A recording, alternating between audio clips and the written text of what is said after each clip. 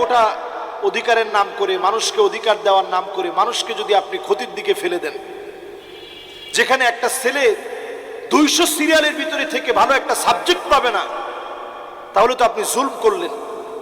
আমাদের শিক্ষার্থীরা এখন দেখা যাচ্ছে আঘাতপ্রাপ্ত হচ্ছে, শিক্ষার্থীদেরকে আঘাত করা হয়েছে, বিভিন্ন জায়গাতে এখন আঘাত করা হচ্ছে।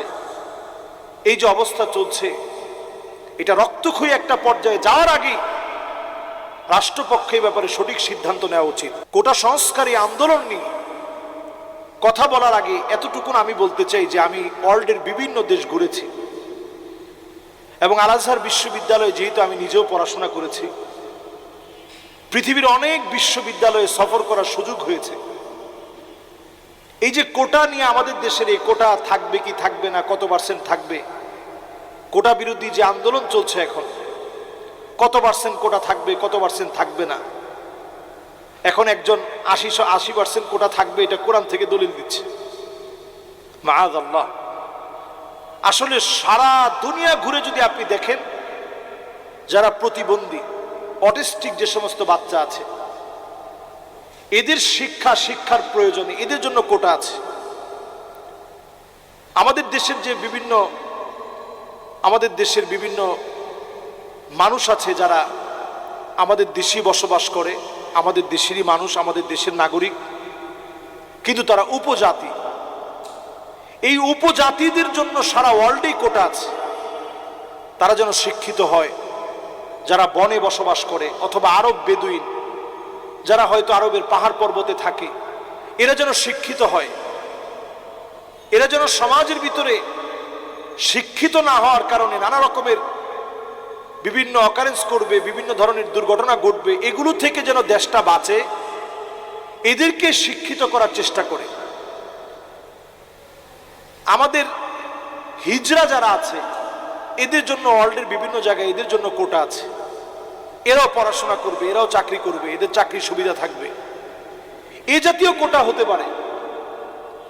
কিন্তু কোটা আন্দোলনের নাম করে আপনি যদি সকল জায়গায় আপনি কোটা অধিকারের নাম করে, মানুষকে অধিকার দেওয়ার নাম করে মানুষকে যদি আপনি ক্ষতির দিকে ফেলে দেন, যেখানে একটা ছেলে 200 সিরিয়ালের ভিতরে থেকে ভালো একটা সাবজেক্ট পাবে না, তাহলে তো আপনি জুলম করলেন। সে ভর্তি পরীক্ষায় জুলমের শিকার হলো, চাকরি ক্ষেত্রে গিয়ে জুলমের শিকার হলো, সকল জায়গায় সে বঞ্চিত হলো। তাহলে এই বিষয়টা অবশ্যই আমাদের ভেবে নেওয়া উচিত।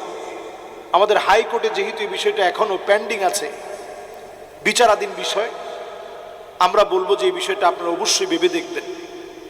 মানুষের অধিকার যেন ঠিক থাকে, প্রত্যেকে যেন তাদের অধিকারটুকুন পায়, এটা রাষ্ট্রপক্ষের কাছে মানুষের একটা দাবি। কুল্লুকুম রাইন ওয়া কুল্লুকুম মাসউলুন আন রাইয়াতিহি। প্রত্যেকেই দায়িত্বশীল, দায়িত্বের ব্যাপারে কিন্তু আপনাকে জবাবদিহিতার সম্মুখীন হতে হবে। আর আমরা যখনই এই আন্দোলনগুলোর কারণে ক্ষতিগ্রস্ত মানুষের দিকে যদি একটু তাকাই, আমরা দেখব প্রতিনিয়ত কত অসুস্থ মানুষ কষ্টের মধ্যে এখন আছে, যানবাহনগুলো থেমে আছে, দেশ অর্থনৈতিকভাবে ক্ষতিগ্রস্ত হচ্ছে। আমাদের শিক্ষার্থীরা এখন দেখা যাচ্ছে আঘাতপ্রাপ্ত হচ্ছে। কুমিল্লাতে শিক্ষার্থীদেরকে আঘাত করা হয়েছে, বিভিন্ন জায়গাতে এখন আঘাত করা হচ্ছে। এই যে অবস্থা চলছে, এটা রক্তক্ষয়ী একটা পর্যায়ে যাওয়ার আগে রাষ্ট্রপক্ষে এই ব্যাপারে সঠিক সিদ্ধান্ত নেওয়া উচিত। প্রত্যেককে তার মেধা অনুযায়ী মূল্যায়ন করা। ওয়াদউ শাইই গায়রু মাহাল্লিহি, যে যেটা লায়েক না তাকে আপনি সেই জিনিস দিবেন না, যে যেটার যোগ্য না তাকে আপনি সেই জিনিস কেন দিবেন? আমাদের প্রতিবন্ধী যারা আছে, আমাদের অসুস্থ যারা আছে, অথবা আমাদের দেশের উপজাতি যারা আছে, এই সমস্ত কোটাগুলো বড় বেশি প্রয়োজন।